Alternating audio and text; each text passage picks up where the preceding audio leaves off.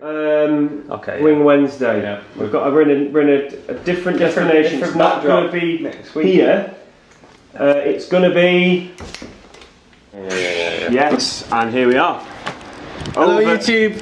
We're in Cyprus, just as if by magic. As if by magic, for another episode of Wing Wednesdays with this boy Adam Wing and this boy Howard Wing. That's the new intro. We should have a little jingle. We're going to work on that. We need a jingle. Any ideas for jingles? Just leave a comment and put below. Yeah, just let us know. Wing Wednesdays. Wing Wednesdays. So yeah, we're in Cyprus for a destination wedding, and the wedding is Wednesday now. Tuesday. It's Wednesday. Wedding's tomorrow, Thursday. Yeah. Wedding's tomorrow. Go on then. What's the topic today, Mr. Wing? So we thought we'd talk about destination weddings and what's involved with how to book them and how to get them, how to maybe advertise for them, how to get them, and a bit of truth into the insight of what they are, because at the minute it probably looks like we're just having a holiday, and you are correct, we are just having a holiday. Well, this is the beauty of having a destination wedding. If you can tag a few days on either side and have a little bit of holiday out of it, great. Well, Andy's coming today. This Andy Murphy, the DJ, is coming today, and he will fly out this afternoon, do the wedding tomorrow, fly back Friday, which is when it gets a bit stressful. And yeah, so we've come out a couple of 2-3 days before.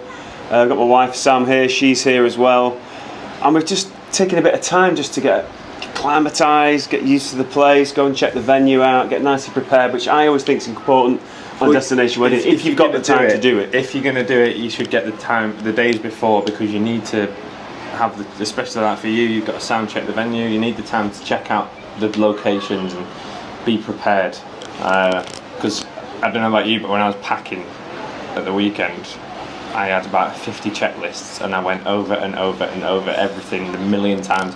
I carry all my camera kit I carried in my hand luggage with me. I refuse to put any of that in my suitcase because I'm scared of it being out of my hands, and if it was all there in front of me in my bag, I knew that it was there and it was going to make it. But try and pack as minimally as I can. I think the thing is just to be prepared for the. So when you get out here, you know everything's set and sorted. You don't have to worry or stress too much about what's going on. So you can just turn up a bit relaxed, so you can enjoy the experience. Because the destination wedding thing sounds all glamorous, it looks all glamorous on the YouTube and on social media, but it can be stressful. It can be probably more work sometimes than an actual wedding at home. Yeah. So if you prepare well, try and get here a day or two in advance to check everything out, then that is advisable. But they look awesome, and it's a brilliant thing to have on your portfolio, or to be using the social media content, because it looks exclusive, it looks glamorous. This guy does, or this girl does. I think that's what destination weddings. That's what it does for you. It raises your profile. It puts you in a kind of a different league. You know, you're being flown out all around the world to do your thing at people's weddings. It kind of puts you in the elite a little bit, doesn't it? Yeah, and adds to your. Yeah, because who they're going to book? There's the guy who does the local bar and local wedding venues, or somebody who's flown around internationally doing amazing weddings for some key clients all over the world. So I think it raises your profile, doesn't it? Raises your profile, yeah. Without a doubt. Because I did a couple of free ones early on just to get them on my profile. And again, going back to doing deals, working for free.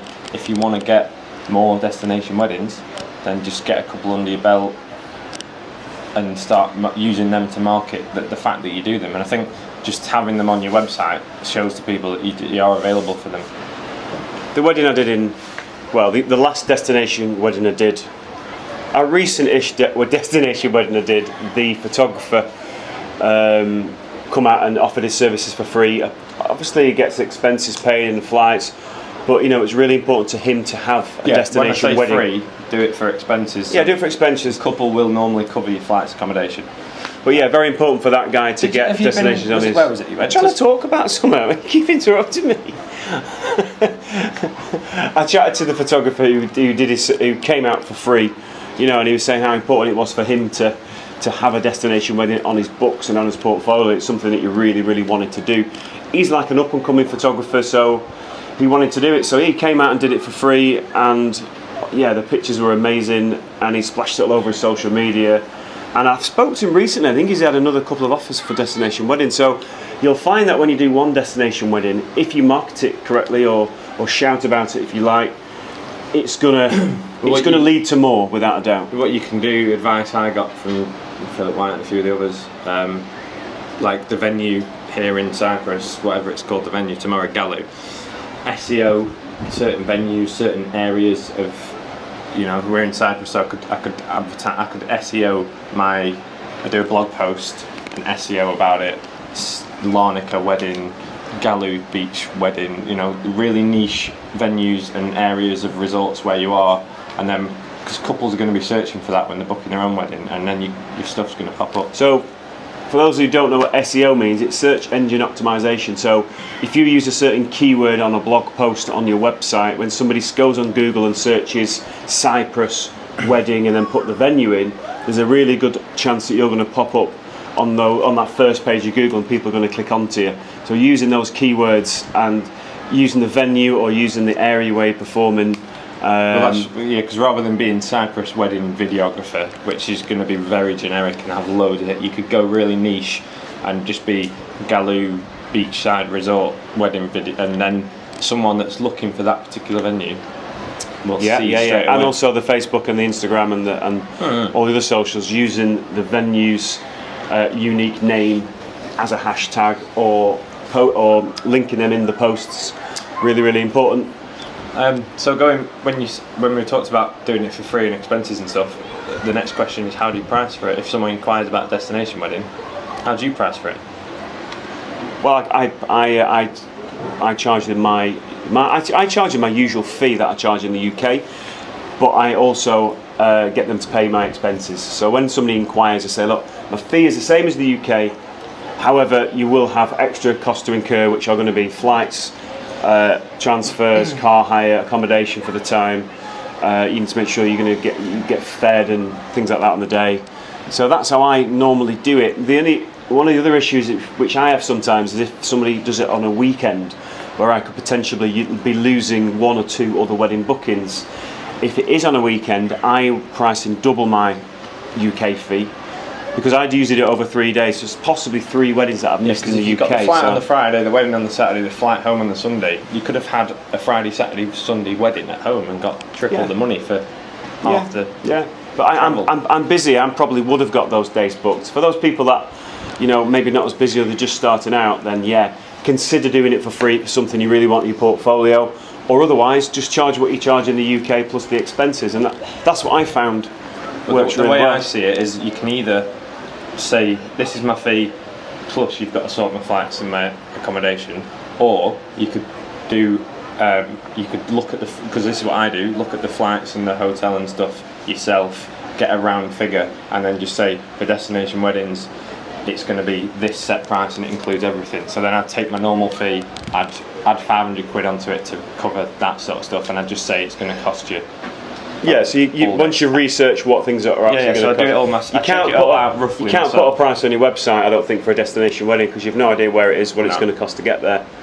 So that's what I try and package it up myself, and then tell them it's going to be this much, but everything's included. I'll cover the flights and expenses, and I'll deal with all that myself. And it kind of takes away a bit of effort on their part, and I don't know which works better, but that's the way. That's nice. That's nice. Really sometimes the couples organise my flights and everything else. I mean, for me as well, being a singer entertainer, I need to make sure there's PA and there's decent music equipment, so which they have to hire in abroad. I did it once where I actually flew out some of my own equipment, and it was a very big lesson learned. I don't think I'll be doing that again. All I bring on my gigs abroad are mixing desk and a couple of microphones, and that's about it now. I'll try and You've got to bring all your kit. Well, it's just the usual 2 cameras. I've got 1 tripod and a monopod. My audio equipment, which is this big. And wait a minute, we need a bit of subject for that, don't we? So I'm going to ask you. So Adam, what do you pack for a destination wedding? RE camera equipment. What do I pack? Yes. My 2 cameras. I've just said my 2 cameras. I'm just giving it more of a thing because it's key. This is going to be a key question for people. My 2 Sony cameras. I think I've got 3 lenses with me. 1 tripod, 1 monopod. The monopod doesn't fit in the bag, so that's had to go in my carry-on, my hold case, which is annoying, but that got it safely, so it's all good. And then my audio equipment, which is about this big. I brought my drone with me, which is the Mavic, which is folds this big. It all goes in my bag. I've got my laptop, I've got chargers, I've got batteries, I've got plug adapters, which we didn't even need because we're in Cyprus and they have the same thing, which is a nice bonus. What else have I got? It's just my cameras, my tripod. I couldn't believe how much you got in that bag. It looked like you had nothing in there.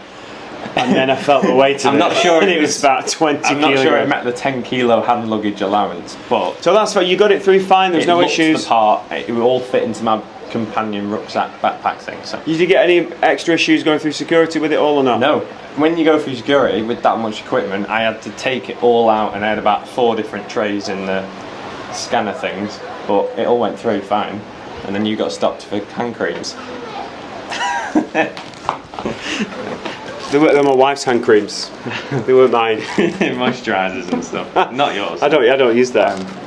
So maybe the question is, people might be wondering, is how do you actually get a destination wedding in the first place? It's kind of... They just happened for me, really. People just asked me. And I said yes to one. And it's funny, because I only started taking them a few years ago. I always had offers to go and to do destination weddings. My first one was for you, so... Yeah, I only got them... I only started to do them because I just thought one day, why not make a few more memories? It's a cool thing to do.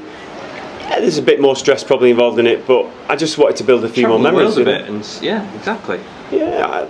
Make the most of this job, because this job does allow you to travel about, see the world, and live by your own means and stuff. I mean, for me, I just started to get offers to do weddings abroad, and I accepted one, and then the one, like I said, I used it on social media and did a little video about it on YouTube, and they started to kind of come in a lot more once people had realised that I'm willing to take destination weddings.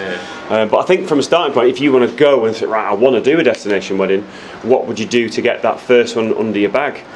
Any thoughts on that?